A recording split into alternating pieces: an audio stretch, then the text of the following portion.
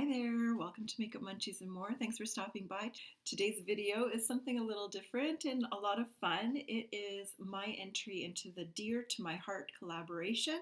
It's hosted by HostedbyKrssie, her sister Lacee's Space, and their friend Laugh Love Shop.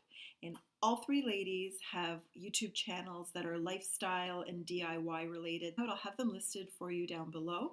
I'll also have the playlist for this collaboration listed down below so you can see a little bit of what people are sentimental about in their lives and, things that they just can't let go of when they're moving or decluttering or downsizing, things like that. Everything that you're going to see are items that are sentimental and dear to my heart, and I just can't let go. So I hope you stick around and check it out. If you do like this video, please give it a thumbs up, and I'd love it if you subscribed. And if you have any collaborations or challenges, let me know. I'd love to participate. And with all that said, let me show you what is dear to my heart. I have 3 items, and we'll go from least sentimental to most sentimental. In the number 3 position, I have this cute and cuddly stuffed dog. He's just huge and gets so dusty. I have to dust him every week. And I got this guy about 20 years ago. I was working in retail at the time, and there was this really awkward kind of guy that worked in the housewares department. I was a cashier, and we just started talking. I really don't know about what, philosophy, life, whatever you talk about. And one day he just gave me this dog and a little piece of paper with a note on it saying, how much he enjoyed talking to me, how much he appreciated my friendship. And this was a little token. And that first of all, that was the first time a boy ever gave me a gift. So I was really touched. I've kept this dog all this time, even though we've lost track of each other. I've kept the note. I have that in a safe place. And the funny thing is years later, we're talking 15 years later, I got an office job downtown, very far from the suburb where we used to work together. And it turns out that I ended up working with his wife. I had noticed him at a Christmas party, and I was wondering who he belonged to because I know he didn't work at the office. But I was really shy and I didn't go up to him. I should have, but I didn't. But I did do some digging, and I found out who his wife was at the office.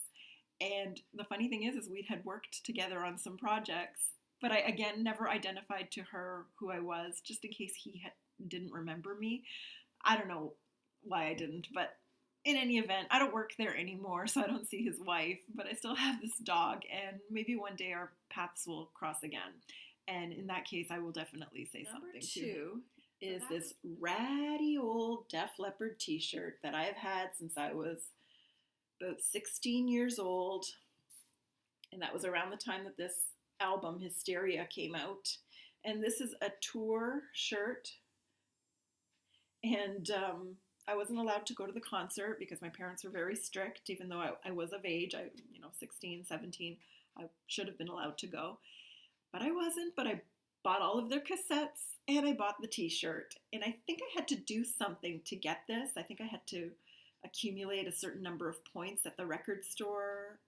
I don't know. I didn't pick this up off the rack. I had to do something for it, but I can't remember. And I've loved it ever since.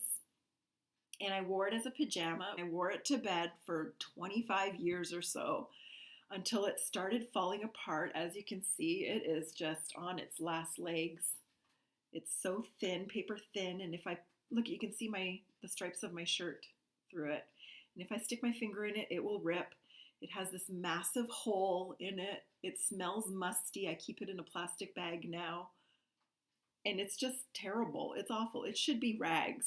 I should be washing the floors with this, but I can't let it go. At one point, I wanted to stuff it and make it into a pillow, but it's just too delicate now. I can't do it. And there's really no point in keeping it, but I just love it. It's just so full of memories. That time of my life in high school was awesome. I had Def Leppard pictures in my locker right next to New Kids on the Block, and everybody thought that was hilarious. And finally, the item with the most sentimental value I keep in this little jewelry pouch. It's an original strawberry shortcake watch from when strawberry shortcake first came out in the early 80s. It's dirty, it doesn't work, it hasn't worked for ages, but I kept it because my grandma and grandpa bought it for me along with my aunt who still lived with them when I was young, and they had it engraved. My nickname used to be Cookie, and it was engraved for Christmas 1981. So at that time, I guess I was about 8 years old. Yes, I'm old. I was 8 years old. I loved this watch. Funnily enough, it still fits my wrist. I can still wear it. Maybe I should just for old time's sake. But it's just the cutest thing. It's a little scratched, but not that much. I don't know if you can see it there. I keep it in a little jewelry pouch in my jewelry box, and I love it. And who lives near this watch is my original Huckleberry Pie doll. As you can see, he's naked. His face and his hair have seen better days, but those are two pieces of my childhood that I still have. So this is my number one prized possession.